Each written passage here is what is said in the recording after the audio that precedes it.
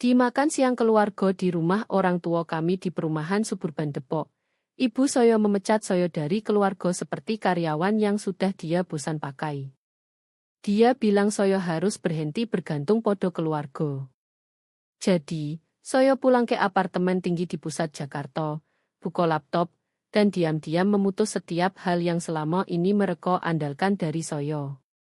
Saat mereka akhirnya sadar bahwa listrik pon, air, internet IndiHome, asuransi mobil, dan bahkan cicilan bukan lagi milik mereka tapi milik saya, kami sudah duduk berhadapan di tempat umum di mana tidak ada lagi yang bisa berpura-pura. Nama saya Alia Wijaya.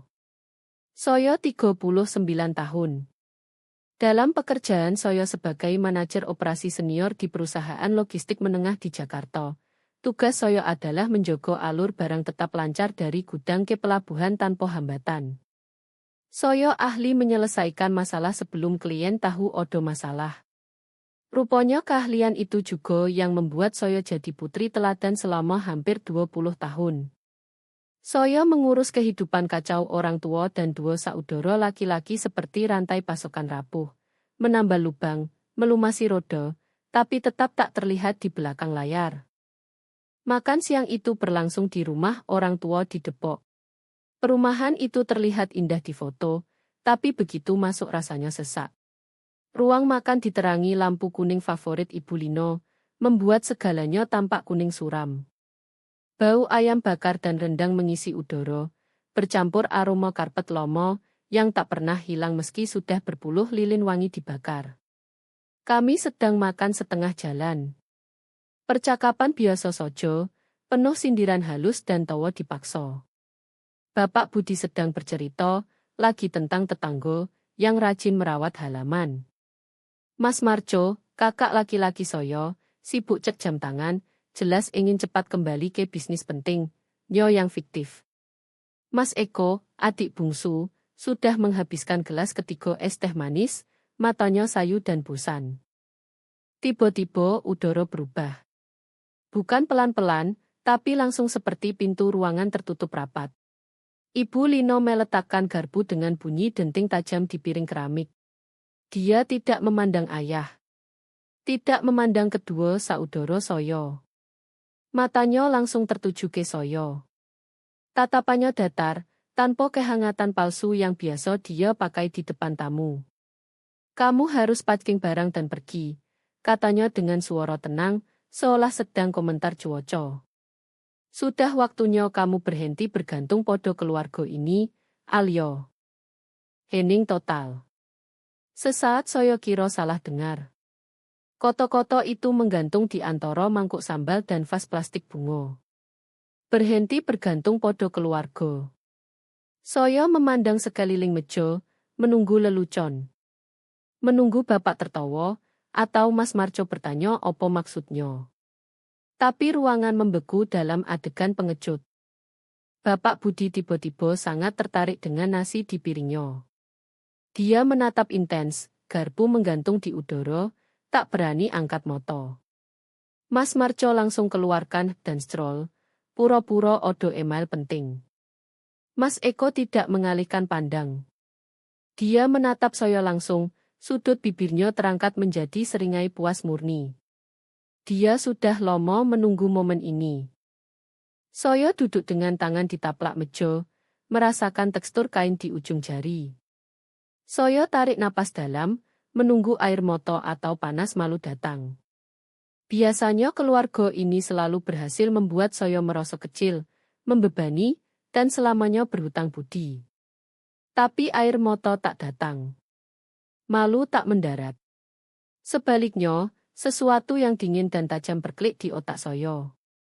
Seperti saat membuka spreadsheet rumit dan langsung melihat kesalahannya. Kejelasan total. Berhenti bergantung pada keluarga. Kalimat itu menggema di kepala saya. Begitu absurd, begitu bertentangan dengan kenyataan sehingga langsung mematikan emosi dan masuk ke mode analisis. Saya pandang Ibu Lino yang kini tenang memotong ayam seolah tak baru saja memutus hubungan dengan satu-satunya putri. Dia benar-benar percaya narasi itu. Saya bisa lihat dari rahangnya yang tegang. Di kepalanya, saya adalah parasit, beban, yang menyeret mereka turun. Daftar mulai bergulir di benak saya, buku besar rahasia yang selama bertahun-tahun saya simpan demi menjaga harga diri mereka. Item 1, utang kartu kredit. 3 tahun lalu, Bapak dan Ibu Lino habiskan 4 kartu sampai batas. Bunga menggunung, mereka takut skor kredit jeblok. Mereka telepon saya malam-malam, memohon. Saya transfer 180 juta dari tabungan saya untuk lunasi. Saya bilang itu hadiah. Mereka tak pernah cerita ke siapapun. Di mata dunia mereka adalah pensiunan bijak. Item 2, Permas Marco. 18 bulan lalu dia kehilangan pekerjaan karena selalu bertengkar dengan atasan. 3 bulan telat cicilan, ban ancam sita rumah. Dia telepon saya jam 2 pagi sambil menangis, tak mau istrinya tahu. Saya bayar 3 bulan tunggakan plus 2 bulan depan, rp 160 juta. Dia janji bayar balik saat bangkit. Tak pernah. Tapi di acara keluarga dia tetap pengusaha sukses. Sementara saya hanya kakak lajang kerja kantor biasa. Item 3, Mas Eko. Tahun lalu dia terlibat tawuran di warung kopi, mabuk, dituntut. Ibu telepon panik, bilang tak punya dana. Saya bayar pengacara rp 75 juta, plus denda rp 30 juta. Mas Eko bebas. Dan hari ini dia duduk di depan saya dengan seringai, yakin dia anak emas yang tak pernah salah. Saya pandang makanan di piring. Ayam sedikit gosong, nasi sudah dingin. Kalau mereka sungguh percaya saya yang bergantung pada mereka, berarti mereka tak tahu siapa sebenarnya yang menyalakan lampu rumah ini. Mereka hidup dalam dunia khayal di mana tagihan bayar sendiri dan masalah hukum hilang dengan sihir. Mereka pikir jaring pengaman yang mereka injak dibuat dari kerja keras mereka sendiri. Mereka tak tahu saya yang memegang jaring itu. Kesadaran itu bukan menyakitkan, malah membebaskan. Seperti menemukan tombol mati pada mesin yang berteriak di telinga saya selama 20 tahun. Berhenti bergantung pada keluarga. Baiklah. Kalau itu cerita yang mereka mau, biarkan mereka hidup di dalamnya. Tapi cerita butuh keyakinan. Dan cerita mereka butuh uang saya untuk tetap masuk akal. Saya tidak teriak. Tidak balik meja. Tidak keluarkan untuk tunjukkan transfer ban. Itu yang Alio Lomo lakukan, memohon pengakuan, membuktikan diri. Alio baru yang lahir di hening ruang makan ini sadar bahwa membuktikan dengan koto-koto sia-sia. Logistik bukan tentang bicara memindah barang, tapi benar-benar memindahkannya. Saya ambil garpu, tusuk sepotong roti toko, kunyah pelan. Kering. Hening semakin berat, tapi bukan buat saya. Saya lihat mereka gelisah. Bapak akhirnya makan kentang, kunyah cepat, moto berkeliaran. Mas Marco berdehem, minum air, es batu berdebuk keras. Mas Eko berhenti nyengir dan mulai bingung, mungkin heran kenapa saya tak menangis. Saya telan roti, minum es teh, letakkan gelas tepat di tengah tatakan. Saya bukan putri lagi. Saya sekarang lembaga penagih utang. Saya ban, dan ban ini baru saja tutup pintu. Saya pandang sekeliling rumah. At menyala penuh karena ibu suka dingin sekali di musim hujan. Tagihan listrik biasanya rp 6 juta sebulan Desember. Saya tahu karena auto debit dari rekening utama saya. Saya pandang terpintar di ruang tamu, screensaver foto keluarga, kebanyakan Mas Marco dan Mas Eko.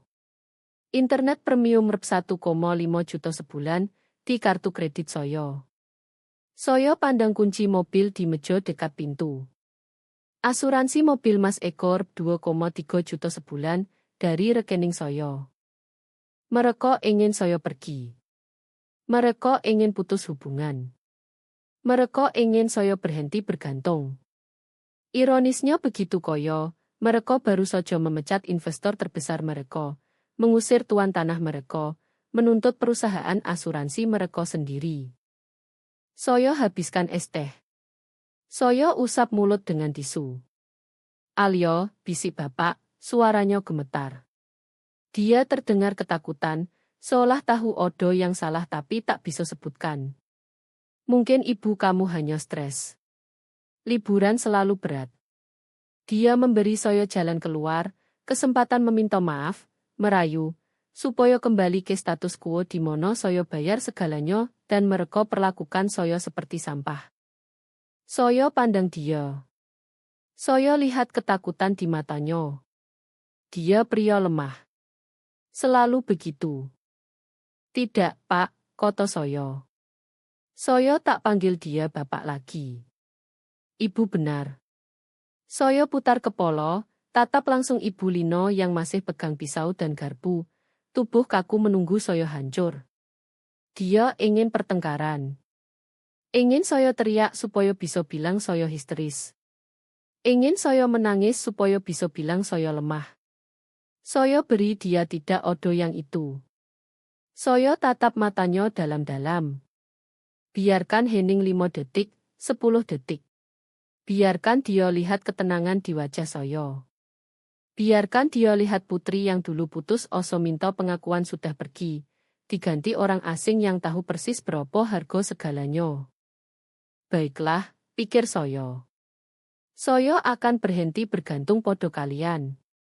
Berhenti bergantung podo pengakuan kalian. Berhenti bergantung podo cinta kalian.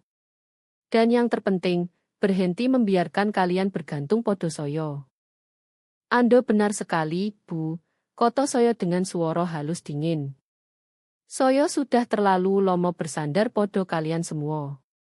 Sudah waktunya saya berdiri di kaki sendiri. Saya lihat kilat kebingungan di matanya. Bukan reaksi yang dia harapkan. Dia berkedip, gelisah.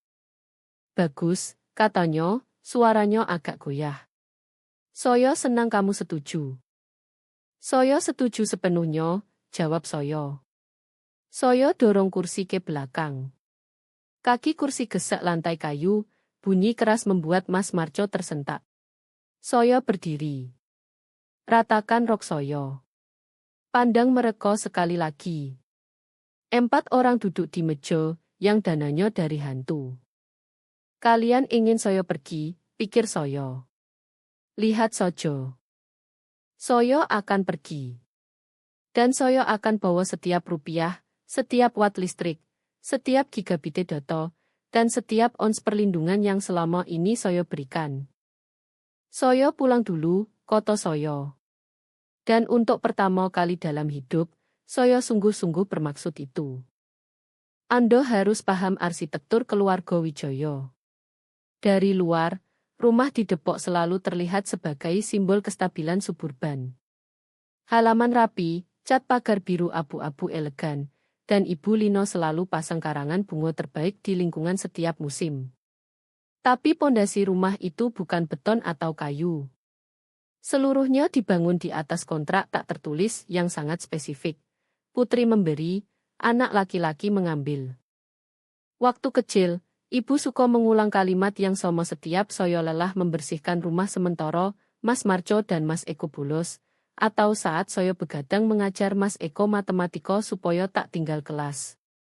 Dia angkat dagu saya, tatap mata dengan intensitas militer, dan bilang, wanita kuat yang menyatukan keluarga, Alyo.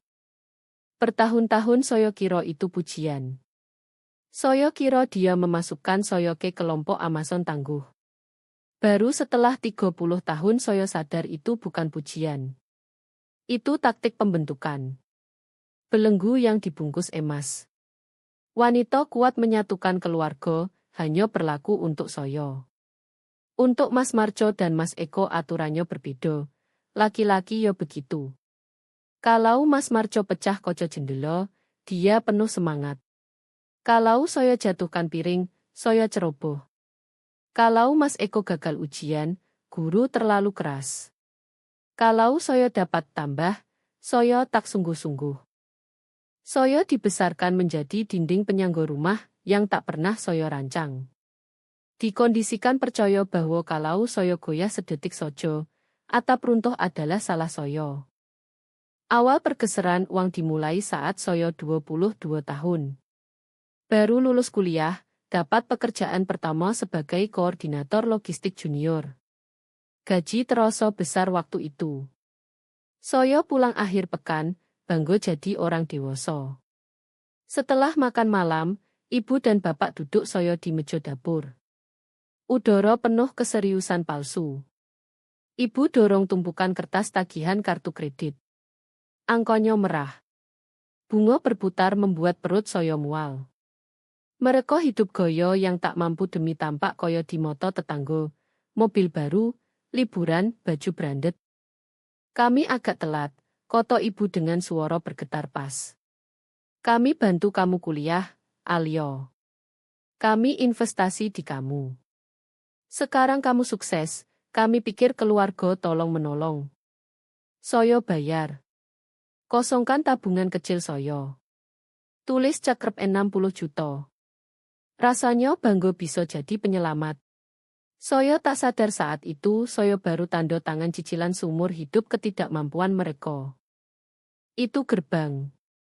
Begitu mereka tahu ban Alyo buka 24 jam, penarikan tak pernah berhenti.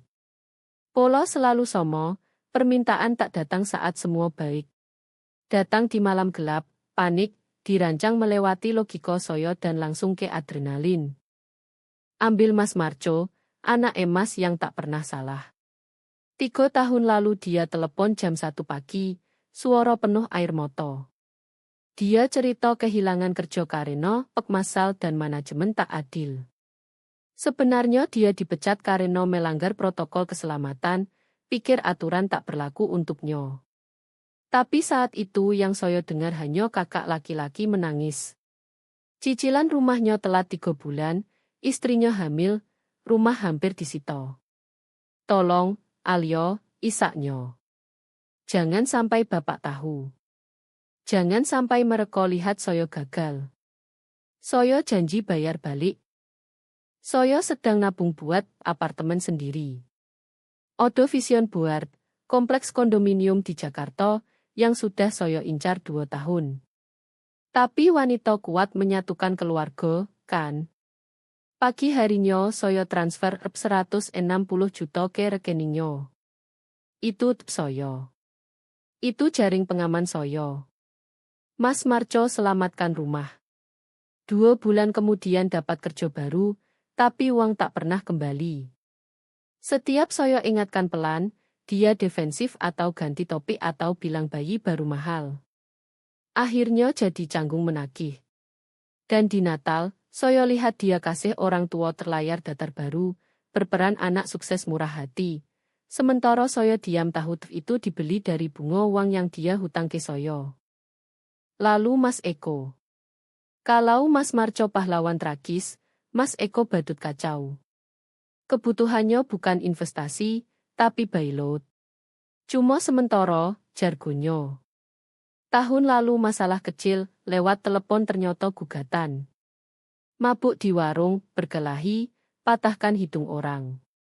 Dituntut pidana dan perdata. Aku tak mau masuk penjara, Alyo, bisiknya di apartemen bau bir. Hidupku hancur. Saya lihat dia seperti anak kecil dulu yang lututnya lecet, bukan pria 35 tahun yang tolak dewasa. Saya bayar pengacara 75 juta. Mas Eko bebas. Dan bagaimana keluarga tulis ulang sejarah di Lebaran? Ibu bilang ke bibi-bibi bahwa Mas Eko terlibat kesalahpahaman malang dan keluarga bersatu mendukung. Bersatu berarti usaha bersama, tapi saat saya cek mutasi ban, hanya 1 nama donatur di rapat itu. Momen yang benar-benar mengukuhkan peran dan dendam saya adalah saat bapak sakit. Bapak kena serangan jantung, butuh operasi dan seminggu di rumah sakit. Saya yang terbang pulang. Saya yang tidur di kursi keras samping ranjang sementara, Mas Marco dan Mas Eko kirim doa via chat dari rumah. Saat tagihan datang, odo selisih besar yang asuransi tolak. Orang tua panik, bicara soal perkedua, jual mobil. Saya tak biarkan. Saya turun ke bagian tagihan dan bayar 280 juta pakai kartu kredit saya. Saya ambil pinjaman pribadi supaya bunga tak bunuh saya.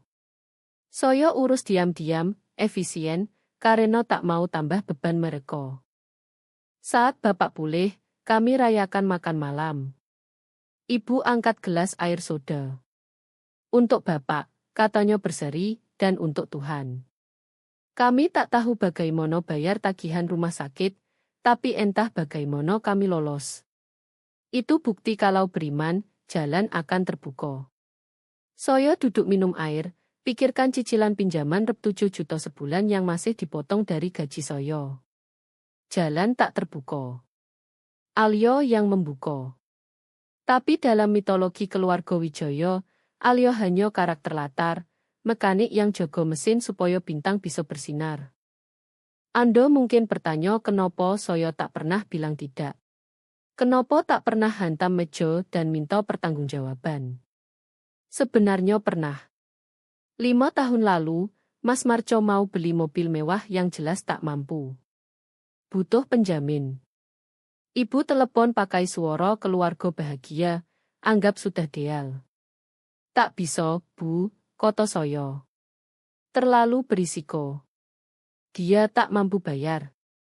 Hening ditelepon bukan kosong. Berat. Senjata. Paham, kata ibu, suaranya turun 20 derajat. Saya tak tahu kamu jadi segois ini, Alyo. Selama 3 bulan dia bekukan saya. Telepon tak diangkat. Email dijawab pendek. Tapi dia tak diam ke dunia luar. Saya mulai dapat telepon dari sepupu dan bibitannya, kamu baik-baik saja. Dengan nodo saya sedang breakdown atau berpaling dari keluarga.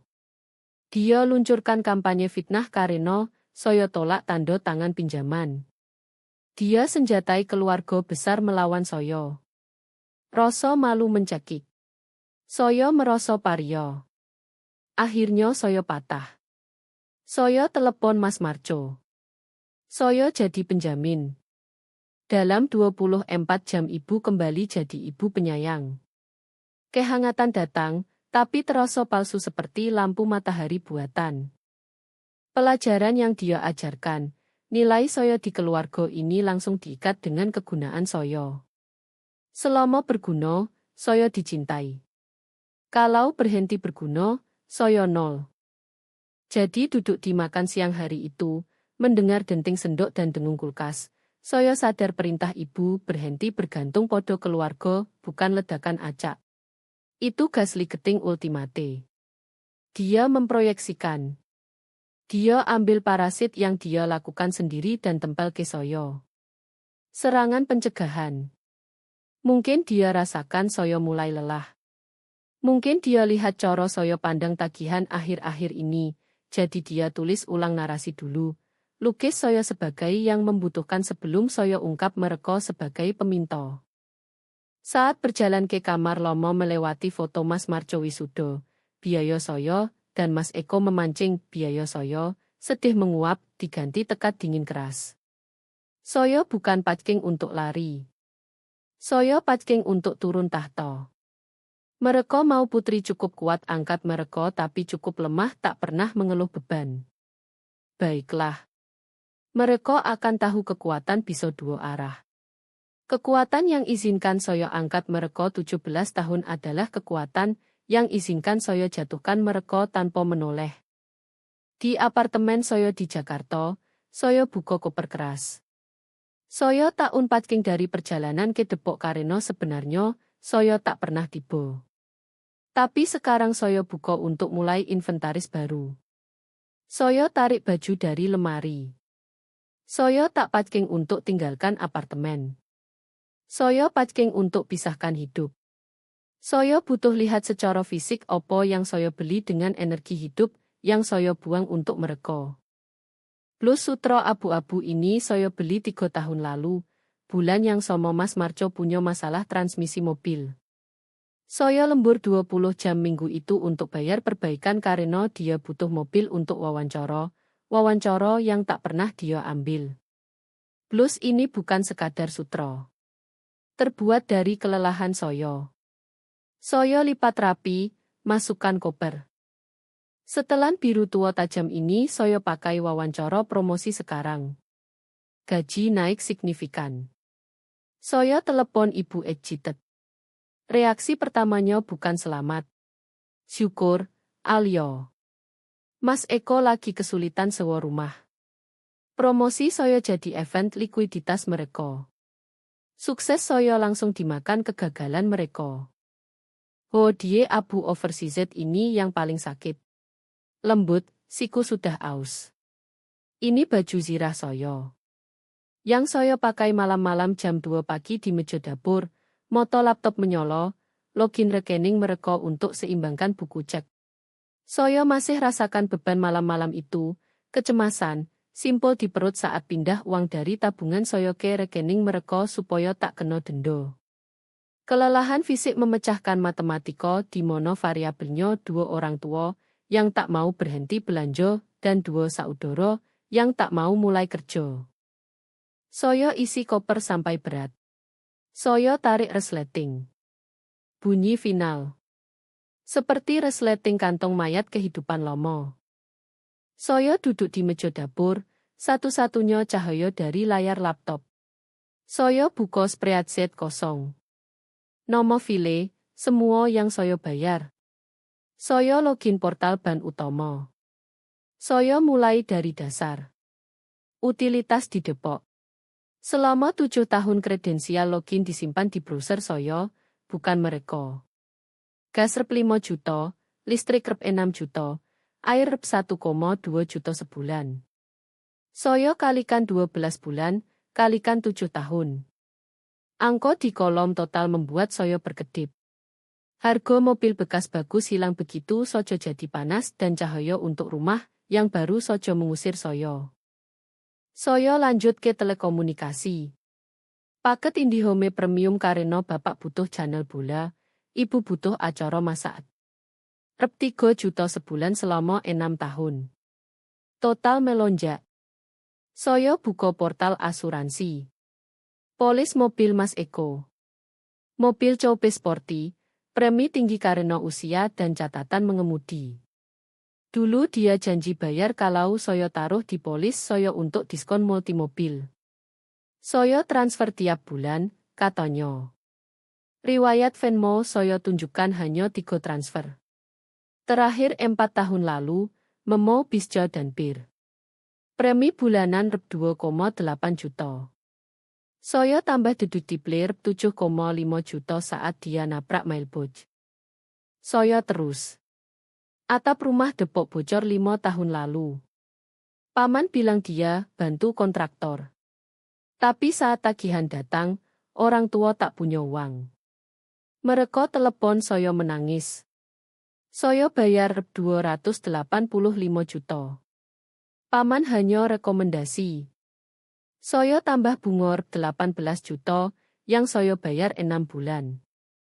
Startup Mas Marco 2 tahun lalu. Swiftpath, perusahaan delivery lokal. Dia butuh pinjaman usaha kecil rep 75 juta. Skor kreditnya jelek. Saya pinjamkan.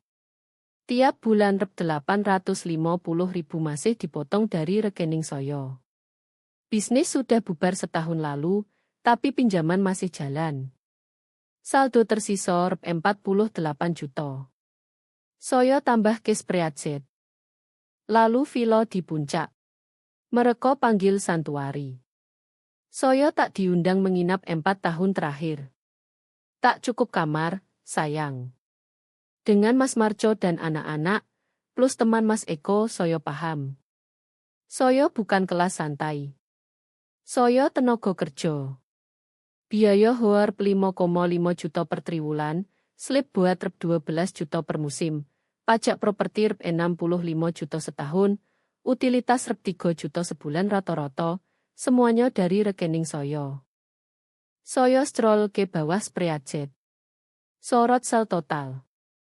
Format bold merah. Angka, Rp 2,2 miliar. Estimasi konservatif. Belum termasuk belanja bulanan, pinjaman tak tercatat, makan malam, tiket pesawat. Saya tutup spreadsheet. Saya tak perlu lihat lagi. Data sudah odo. Sekarang eksekusi strategi. Saya buka tab browser.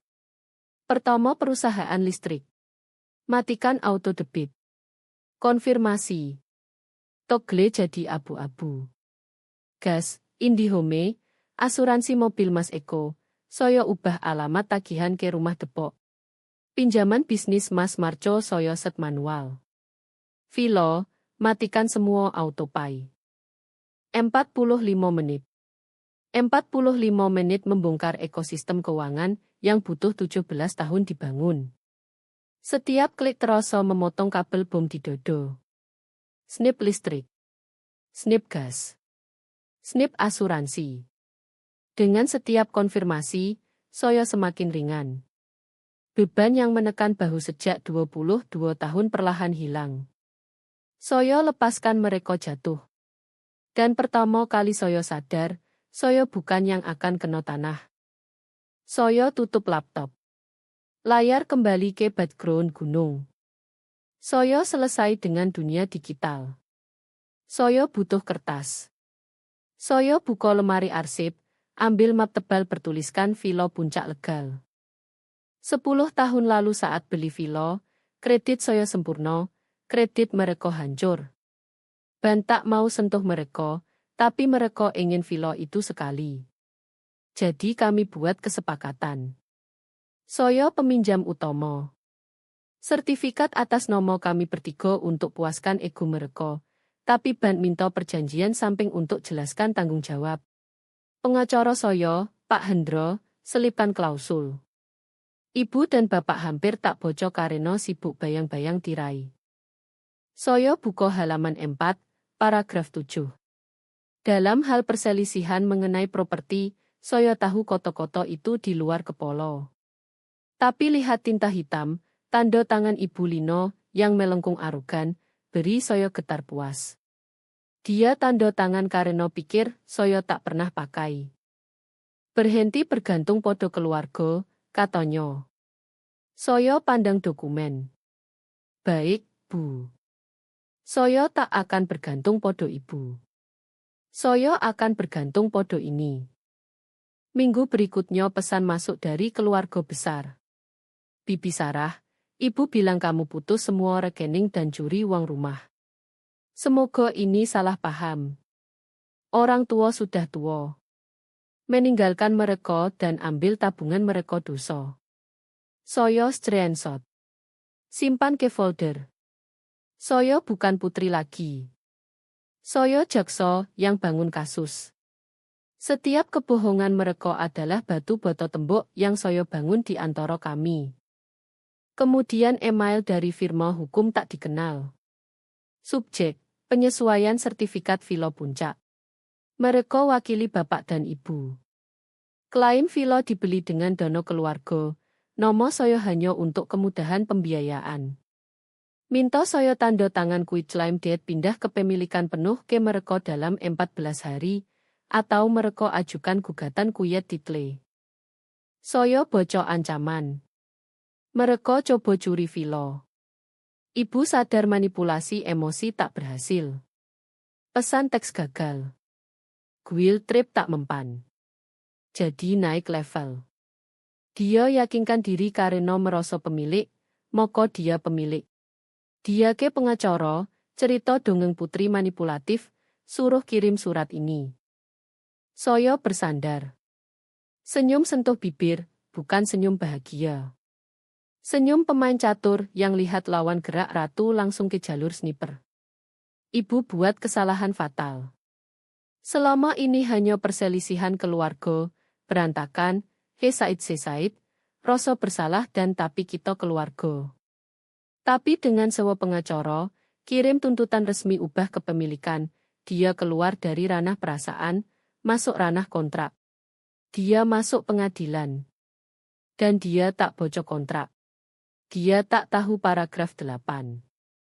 Dengan kirim surat ini, dia beri bukti tertulis yang butuh untuk picu klausul. Dia serahkan senjata api yang saya butuh untuk cabut hak mereka sepenuhnya. Dia pikir tembak peringatan. Nyatanya dia tarik pin granat dan jatuhkan ke pangkuannya sendiri. Saya simpan email sebagai forward ke Pak Hendra dengan 2 koto, mulai. Kantor Pak Hendra tak berubah 10 tahun. Bau kulit, buku tua, dan parfum mahal pria yang jargir 6 juta per jam selesaikan bencana orang lain. 10 tahun lalu saya duduk di kursi wingbat, merasa penipu, anak kecil berpura-pura dewasa. Hari ini saya duduk sebagai klien yang bawa bukti. Saya letakkan 2 dokumen di meja mahoni.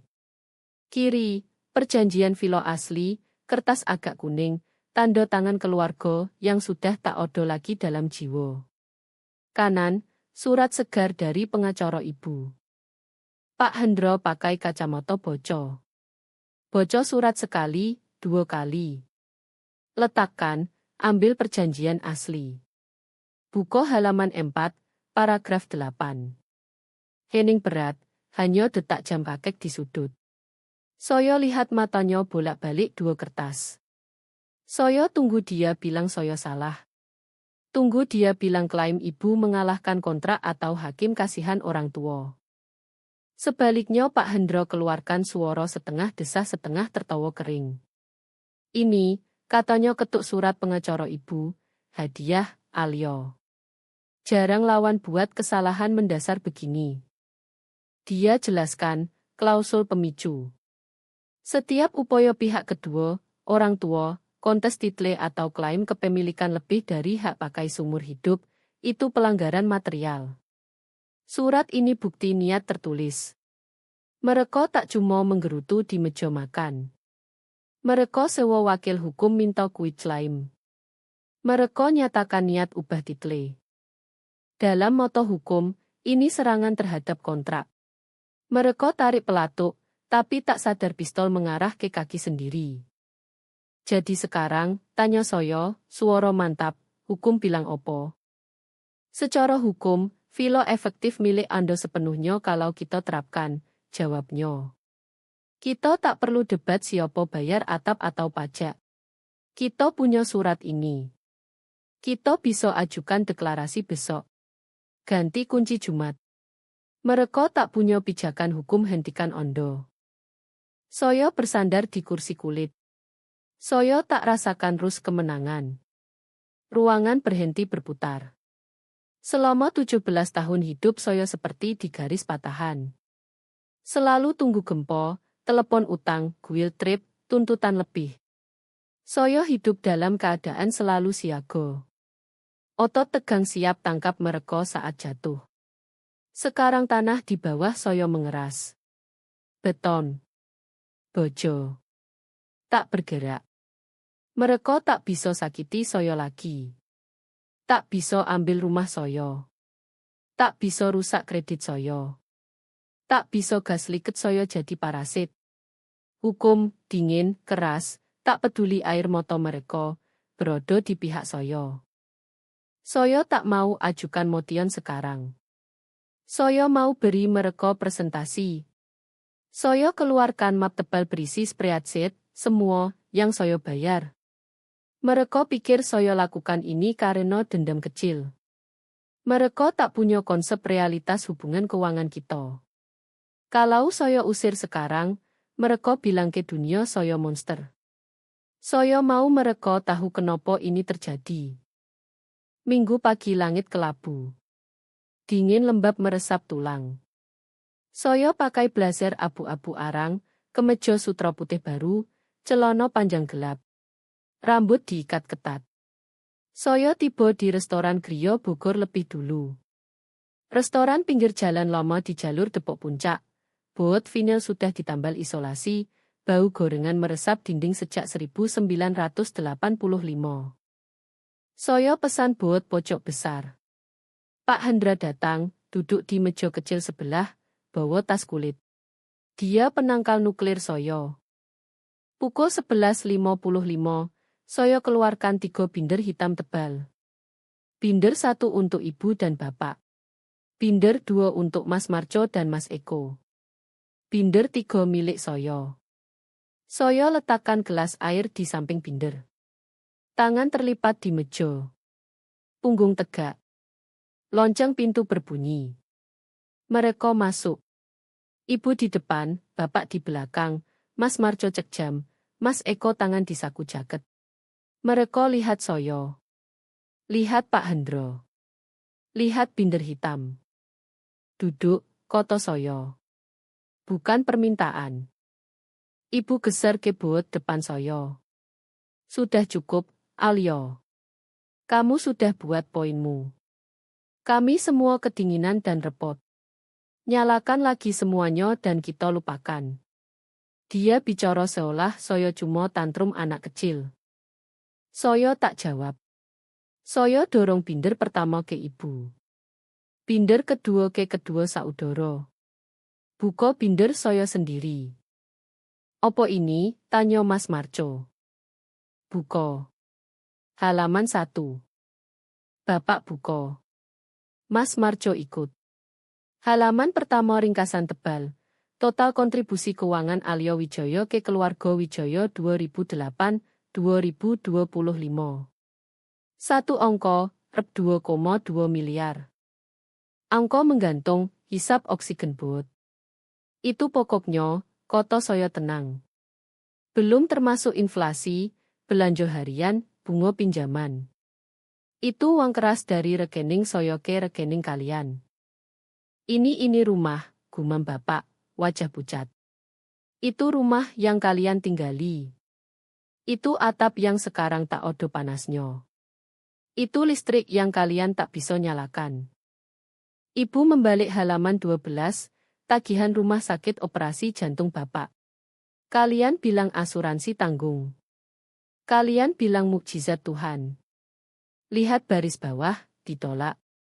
Saya bayar 280 juta pagi sebelum operasi supaya tak dibatalkan. Saya masih bayar bunga 700.000 tiap bulan. Bapak angkat muka pertama kali. Selubung penyangkalan robek. Alyo kamu yang bayar ini. Mas Marco balik halaman ke bagian pinjaman usaha. Transfer ini untuk Swift Patrep 75 juta. Ibu bilang dari dana pensiun mereka. Mereka tak punya dana pensiun sejak 1998. Itu dari tabungan saya. Mas Marco pandang ibu, wajah merah. Kamu bilang kamu investasi di saya. Kamu biarkan saya pidato Thanksgiving terima kasih ke kamu. Padahal uang Alyo. Mas Eko melempar binder. Jadi opo? Kamu simpan kwitansi. Selamat, Alyo. Kamu akuntan. Mau bintang emas. Ini transaksi, kata saya tenang. Saya beri barang dan jasa. Kalian beri penghinaan. Kamu coba malukan kami, desis ibu. Kamu duduk di blazer mahal dengan pengacara di sebelah, buat kami kelihatan pecundang. Saya tak pahit. Saya cuma tak mau bangkrut kalau terus dukung kalian. Kami beri kamu rumah, potong ibu. Kami besarkan kamu. Kami beri makan. Mau saya tagih masa kecilmu? Bedanya, Bu, orang tua seharusnya beri untuk anak. Anak bukan rencana pensiun, dana darurat, dan polis asuransi untuk 3 orang dewasa yang mampu. Saya ambil binder saya. Balik ke tab 5. Saya letakkan fotokopi surat pengacara mereka di atas ringkasan keuangan. 3 hari lalu saya terima surat ini dari Pak Gregory Miller. Dia bilang mewakili kalian. Ibu memucat. Pak Hendra berdiri. Bawa perjanjian asli. Letakkan di meja. Nama saya Pak Hendra Susanto. Saya pengacara Alyo. Saya juga yang buat perjanjian ini 10 tahun lalu. Dia pandang ibu. Bu Wijaya, kenal tanda tangan ibu. Ibu anggo pisu. Moko ibu seharusnya baca paragraf 8, koto Pak Hendro. Dengan kirim surat ini, ibu secara resmi kontes title. Itu pelanggaran material. Hak pakai filo langsung batal. Semua wewenang keputusan kembali ke Alyo sepenuhnya. Filo sekarang 100% milik Alyo. Kalian bukan pemilik. Bukan tamu. Kalian penyusup. Hening doa. Artinya opo? Tanya bapak, suara gemetar. Artinya filo milik saya sepenuhnya, jawab saya. Kunci sedang diganti sekarang. Pengelola properti akan hubungi kalian untuk ambil barang pribadi, di bawah pengawasan. Kamu setup saya, bisi ibu, moto penuh racun. Saya lindungi diri saya 10 tahun lalu dari momen persis ini. Saya berdiri. Kancing blazer. Saya tinggalkan binder ini buat kalian. Pelajari baik-baik. Kalau pernah hubungi saya lagi minta uang, atau sebarkan kebohongan ke keluarga besar, atau klaim saya tinggalkan kalian, saya akan kirim salinan ini ke setiap anggota gereja kalian, tetangga, bahkan ke kantor pajak. Saya keluarkan selembar uang rp 100.000. Letakkan di tengah meja di atas binder. Di makan siang itu kalian bilang saya berhenti bergantung podo keluarga. Kalian implikasikan saya yang beban. Kalau pernah saya bergantung podo kalian untuk apapun, tumpangan yang saya bayar bensinnya, makan yang saya beli bahan-bahannya, koto baik yang sebenarnya manipulasi, anggap ini lunas. Rp 100.000 lawan rp 2,2 miliar. Kita impas. Saya tak berhutang apapun. Bukan uang. Bukan kesediaan. Bukan diam. Saya ambil mantel. Selamat makan. Ini pertama kali dalam 20 tahun saya tak bayar tagihannya. Saya berbalik. Pak Hendro ikut. Saya tak menoleh. Saya dengar hening di belakang, suara paling indah di dunia. Saya dorong pintu. Lonceng berbunyi terakhir. Udara dingin menyambut wajah. Angin hembus daun kering, bersihkan jalan untuk musim baru. Saya tarik napas dalam. Rasanya seperti embun dan bensin dan kebebasan mengerikan yang indah. Saya masuk mobil. Putar kunci. Mesin hidup. Saya cek spion. Jalan di belakang kosong. Jalan di depan terbuka lebar. Saya masukkan persneling dan melaju pergi. Saya tak menangis. Tak tersenyum.